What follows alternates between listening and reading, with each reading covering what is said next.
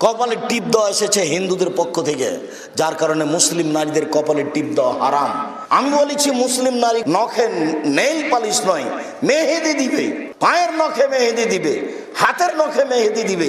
যেখানে যেখানে মেহেদি লাগালে মেয়েকে সুন্দরী লাগবে দেখতে, সেখানে সেখানে মেহেদি দিবে, এ কথাই ঠিক।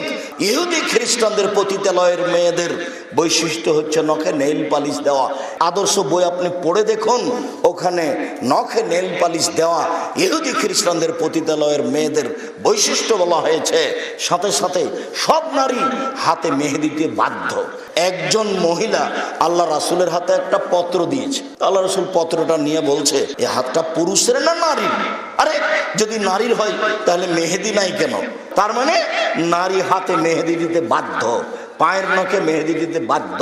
পুরুষ কোনো সময় হাতের নখে পায়ে মেহেদি দিতে পাবে না, পুরুষের জন্য দেওয়া হারাম।